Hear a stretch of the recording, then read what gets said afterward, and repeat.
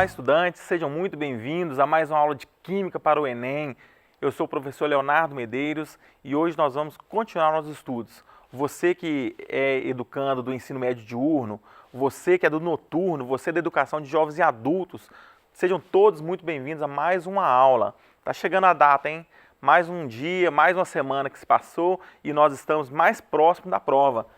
Hoje nós vamos dar sequência à aula da semana passada, onde falamos sobre as ligações químicas, né? Hoje nós vamos falar sobre interações químicas. Vamos caracterizar esses tipos de interações, vamos falar um pouco sobre a característica desses modelos de interações intermoleculares, vamos identificar a relatividade e como essas interações alteram as características físicas das substâncias e vamos resolver algumas questões do Enem e de vestibulares também. Olha só, alguns já observaram assim, por exemplo, uma lagartixa subindo na parede, ou já chegou perto de um lago ou de um rio, viu um inseto andando sobre a superfície da água e ele não afundava lá. Ou às vezes uma gota de água sobre uma folha de um vegetal, tipo uma taioba, e aí a água não molhava direito aquele vegetal. Então, tudo isso tem a ver com as forças intermoleculares, não é? O que nós vamos entender e chamar assim um pouco dessas interações, que foram estudadas primariamente pelo Diederik van der Waals, né? E ele estudou essas forças intermoleculares, né? Quando nós estamos falando de forças intermoleculares, inter quer dizer entre uma molécula e outra. Então, essas forças intermoleculares, essas forças entre as moléculas, elas são importantes para características físicas. Quando nós falamos intramolecular, nós estamos falando dentro da própria molécula. E aí nós estamos falando das ligações químicas, que são importantes para a característica química, que nós vimos nas aulas passadas, né? Então, vamos falar das interações entre as moléculas. E essas forças intermoleculares? Vamos estudar três delas. As forças de hidrogênio, as ligações de hidrogênio, né? São uma ligação com alta intensidade, um dipolo permanente com alta intensidade. Nós temos o dipolo permanente, ou dipolo-dipolo. E nós temos o dipolo induzido, que é ou força de London, que é de fraca intensidade. Então temos a de maior intensidade, ligações de hidrogênio. Depois a de intensidade forte mediana, a dipolo-dipolo. E a mais fraca, dipolo induzido. O que é o dipolo induzido? Vamos pegar a análise da palavra. Dipolo, ou seja, dois polos. E é induzido, ou seja, esses polos eles vão ser induzidos por uma situação tal que vai gerar dois polos distintos, um positivo e um negativo. Então, elas ocorrem geralmente em moléculas apolares. Apolares. Ou seja, elas não têm polo, né? Então, essas moléculas apolares, elas estão distantes uma da outra, tem polo, mas quando elas vão se aproximando, essa nuvem eletrônica vai se aproximando uma da outra e vai fazendo com que haja um momento onde haverá um polo, um lado com uma densidade mais positiva e um lado com a densidade mais negativa, tá? E aí você começa a ter dois polos, porque elas se aproximaram, né? E aí você começa a ter um positivo e um negativo, um polo com a densidade positiva e a densidade negativa.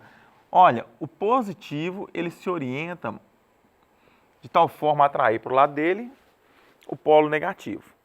Então eu começo a ter esses dois polos, ou seja, dipolo, dois polos induzidos. Induzidos pelo quê? pela proximidade. Ou seja, se eu tiro essa proximidade, esses polos desaparecem, né? Esses polos desaparecem.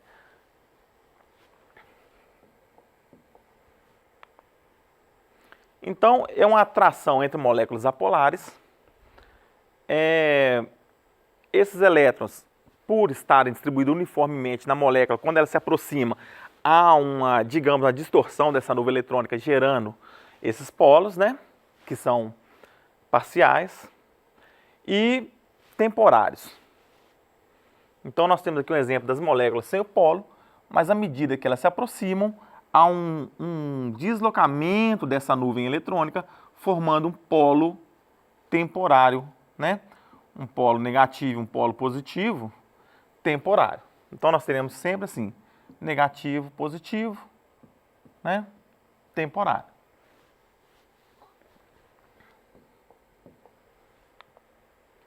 E o dipolo permanente? Mais uma vez, nós temos aí a palavra dipolo, ou seja, dois polos. Quais dois polos?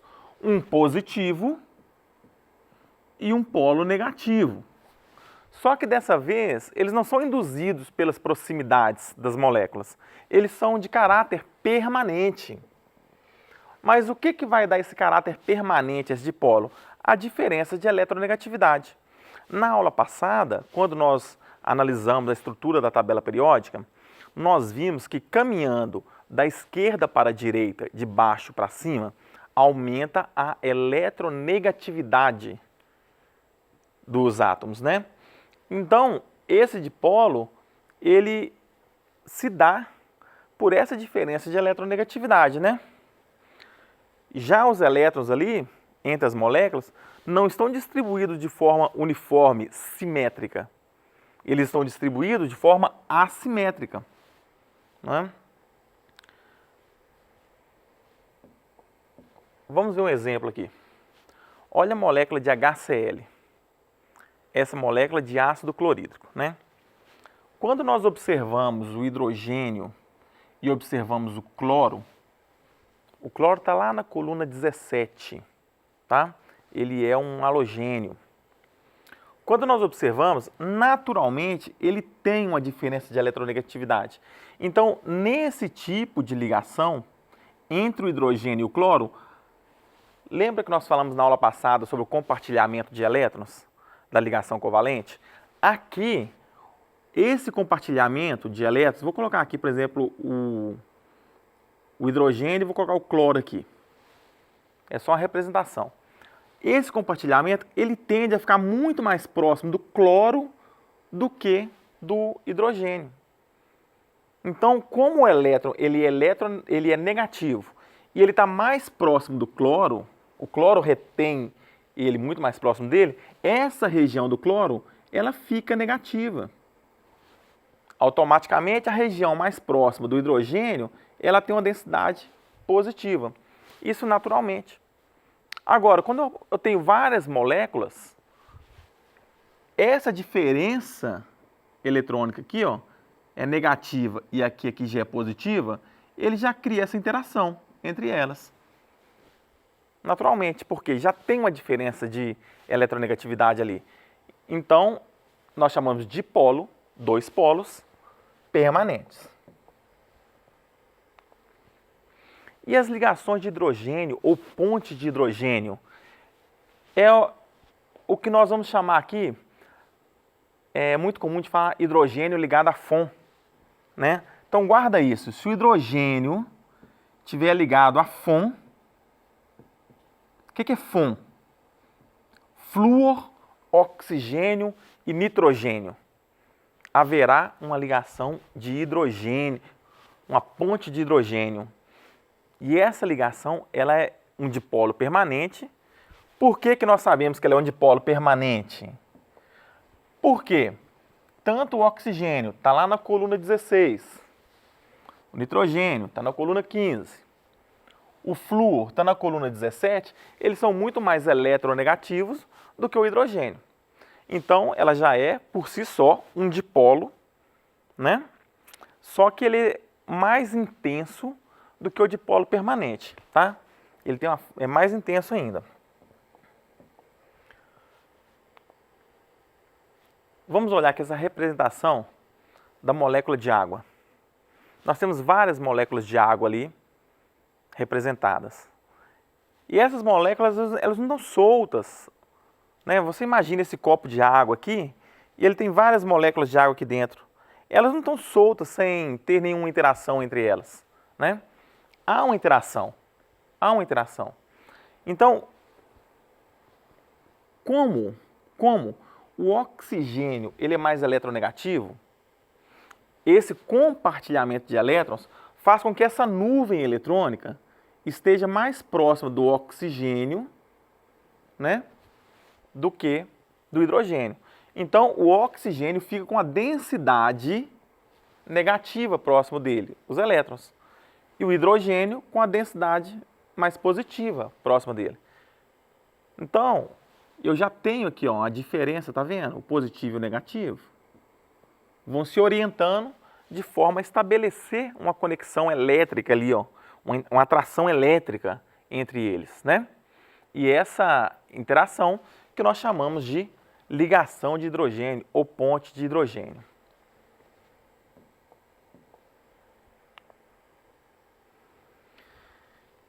Gostaria que vocês pensassem o seguinte, vou fazer um raciocínio aqui. Nós temos, vou fazer sobre a temperatura, tá? Temperatura aqui, graus Celsius, temperatura de ebulição. Temperatura de ebulição. Maior a temperatura de ebulição. Quem tiver a interação mais fraca, é mais fácil de você romper. Então, uma menor temperatura de ebulição, caso caia na prova de interpretação, você tem o dipolo induzido. Uma temperatura de ebulição um pouco maior, você tem o dipolo permanente. E uma temperatura de ebulição ainda maior, você tem as ligações de hidrogênio. Então, se cair em alguma prova para você comparar pontos de ebulição de substâncias, qualquer substância, lembra disso.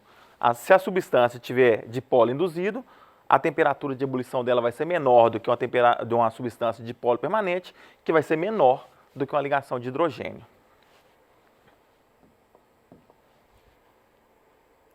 Vamos analisar essa questão do Enem aqui.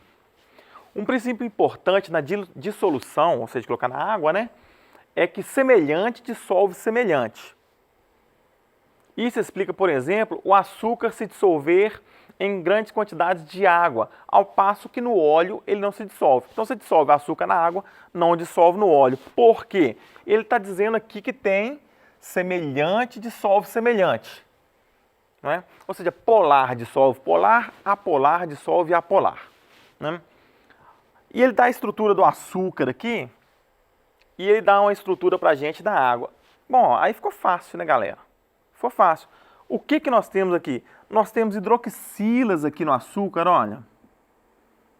Olha essas hidroxilas, olha o tanto de hidroxila que nós temos aqui no açúcar, olha. Essas hidroxilas, elas estabelecem aqui com a molécula de água uma ligação, não é? Qual ligação? Nós sabemos que aqui no oxigênio vai ser uma tendência a um polo negativo. E sabemos que aqui no hidrogênio vai ter um polo positivo. Então, essa ligação de hidrogênio aqui com esse oxigênio, ó. O hidrogênio com o oxigênio, né? Qual é esse tipo de ligação? Hidrogênio ligado a FON, fluor, oxigênio ou nitrogênio. Nós já sabemos o nome também. E esse tipo de ligação é uma ligação iônica?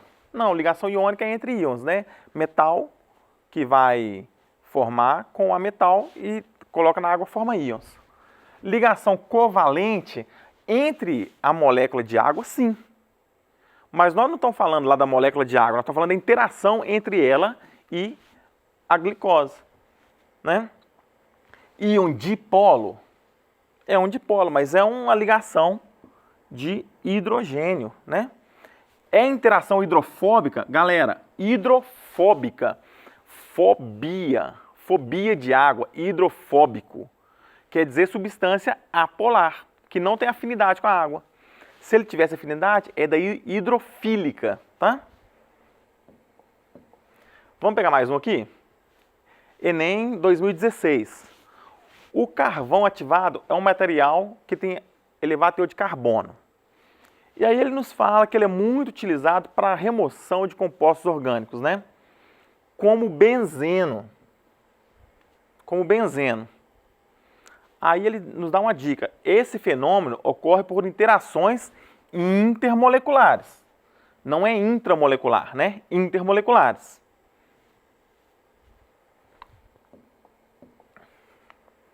E ele fala qual que é essa ligação. Vamos ver. Primeira coisa, vamos eliminar de cara essa ligação covalente. De cara. Por quê? Ele falou que é uma interação intermolecular, né? Ou seja, entre as moléculas ali de carvão e de benzeno. A ligação covalente é uma ligação intramolecular, né? Entre os átomos que estão compartilhando elétron. Ligações de disulfeto. O que é disulfeto? Gente, disulfeto seria mais ou menos assim, ó. Entre átomos de enxofre. Não é o nosso caso, porque eles falaram benzeno e carvão. Carvão é carbono, não é? Ligações de hidrogênio. Ligações de hidrogênio. Nós já sabemos que o hidrogênio, a ligação de hidrogênio, é hidrogênio ligado a flúor, oxigênio e nitrogênio. E ele não deu isso lá pra gente, né? Ele falou carbono e benzeno, né? Agora nós temos duas opções, duas interações, né? Dipolo induzido e dipolo permanente. Bom, o que é um dipolo permanente? Um dipolo permanente. Vocês lembram que nós falamos que o dipolo permanente, ele tem ali a presença de uma diferença acentuada de eletronegatividade? Então, para ser um dipolo permanente, tem que ter uma diferença de eletronegatividade. E nós estamos falando aqui de carvão, que é carbono, mais a interação entre o benzeno.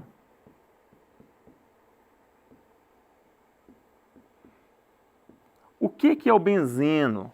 Nós vimos lá na química orgânica, né, que o benzeno ele é um hidrocarboneto. Vocês lembram lá de hidrocarboneto? Quando você estudou no PET, o hidrocarboneto é formado por carbono e hidrogênio, né? Substâncias têm baixa polaridade. Então, essa informação do benzeno, que é importante você saber na interpretação, exclui essa possibilidade aqui também, de ter um dipolo permanente. Então, o que nós temos aqui é uma interação dipolo induzido, dipolo induzido. Não é? Percebam que, ao analisar uma questão dessa, tem vários conhecimentos que estão por trás ali, que necessita de uma interpretação. Então, o que eu recomendaria a vocês, né? Eu recomendaria sempre vocês, ao fazer uma questão do Enem, leia com bastante atenção, tá? Leia com muita atenção, porque a interpretação ele é muito importante, vai te auxiliar demais a ter sucesso, tá? Faça aí o exercício dos PETs, você tem aí várias atividades, faça consultas a videoaulas, a livros, vai buscando em outra fonte, vai fazendo simulado e vai exercitando, tá?